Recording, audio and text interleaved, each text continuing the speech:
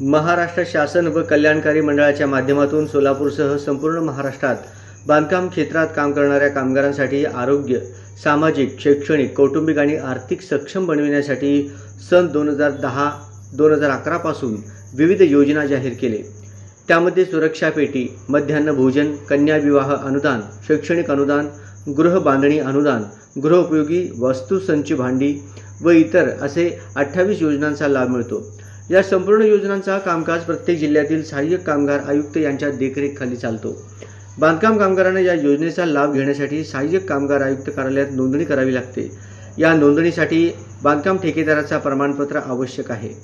त्यानंतर संबंधित कामगारांना शासकीय ओळखपत्र दिला जातो। असे ओळखपत्र असलेल्या बांधकाम कामगारांना वरील योजनेचा लाभ मिळतो। परंतु यामध्ये योजनेचा लाभ मिळवण्याकरिता खाजगी दलाल, सहाय्यक कामगार आयुक्त, कार्यालयीन कर्मचारी, अधिकारी हे गरीब बांधकाम कामगारांकडून पैसे घेतात। या मोबदल्यात इतर योजनेचा लाभ मिळवून देण्याचे आमिष दाखवतात आणि प्रत्येक लाभाला रक्कम वेगवेगळी ठरलेली आहे। ते घेतल्याशिवाय योजनेचा लाभ बांधकाम कामगारांना देतच नाहीत। बांधकाम कामगारांना वरील अनेक योजनांपैकी नुकतेच सुरू करण्यात आलेले गृहोपयोगी वस्तू संच भांडी देण्याचे सुरू झाले आहे। त्यावेळपासून बांधकाम कामगारांची नोंदणी इतक्या मोठ्या प्रमाणात सुरू आहे की सोलापूर जिल्ह्यात आज तारखेपर्यंत अंदाजे 2 लाख बांधकाम कामगारांची नोंदणी झालेली आहे। सोलापूर जिल्ह्यात 2 लाख बांधकाम कामगार आहेत का हा प्रश्न निर्माण होतो। म्हणजेच बोगस कामगारांची नोंदणी सुरू आहे यात शंका नाही।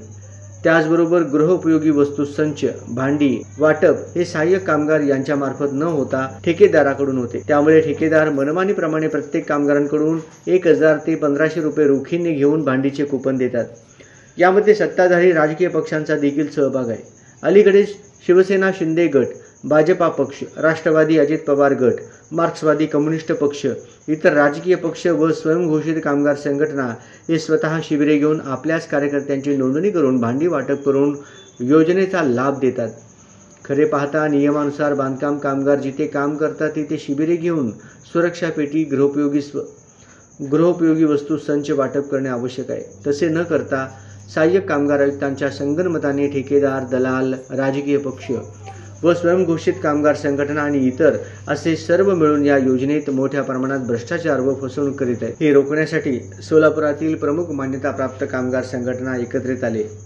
महाराष्ट्र कामगार सेना, सह्याद्री कामगार संघटना, बहुजन पॅंथर सेना, संघर्ष कामगार संघटना, भ्रष्टाचारी विरोधी संघटना या 5ही संघटना एकत्रित येऊन 30 सप्टेंबर 2024 रोजी सहाय्यक कामगार आयुक्त तथा अध्यक्ष बांधकाम कामगार कल्याणकारी मंडळ सोलापूर यांना निवेदन देऊन बांधकाम कामगारांच्या योजनेत चाललेल्या भ्रष्टाचार, अनागोंद कारभार थांबविण्यासाठी गृहवस्तू संच भांडी टोकन पद्धत बंद करून आपल्या देखरेखीखाली मोफत वाटप करावी अशी मागणी केली। तेव्हा कामगार आयुक्त यांनी टोकन पद्धत बंद करण्याचे आश्वासन दिले, परंतु टोकन पद्धत बंद झालेली नाही व राजकीय पक्ष शिबिरे घेऊन भांडी वाटप करीत असल्याचे आमच्या निदर्शनास आल्यानंतर 3 ऑक्टोबर 2024 रोजी सदरील 5 संघटनांनी मिळून सहाय्यक कामगार आयुक्तांना परत निवेदन देण्यात आले।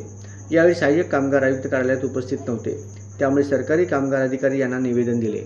सदर निवेदनात 1 ते 3 ऑक्टोबर 2024 पर्यंत ठेकेदारामार्फत भांडी संच टोकन वाटप चालूच आहे। त्याचबरोबर ठिकठिकाणी किट वाटपाचे शिबिरे सुरूच आहेत। म्हणून सहाय्यक कामगार आयुक्त कल्याणकारी मंडळ आणि महाराष्ट्र शासनाच्या निषेधार्थ सहाय्यक कामगार आयुक्त कार्यालय दमानी नगर सोलापूर येथे 7 ऑक्टोबर 2024 रोजी सोमवारी सकाळी 11 वाजता शेकडो बांधकाम कामगारांसह अर्धनग्न आंदोलन करण्याचा इशारा विष्णू कारंपुरी यांनी सदर पत्रकार परिषदेत दिली। या पत्रकार परिषदेला बालाजी सराठे, गणेश गुड्डू, अंगद जाधव, सुहेल शेख आदी उपस्थित होते। कामगार संघटना संयुक्त समितीच्या वतीने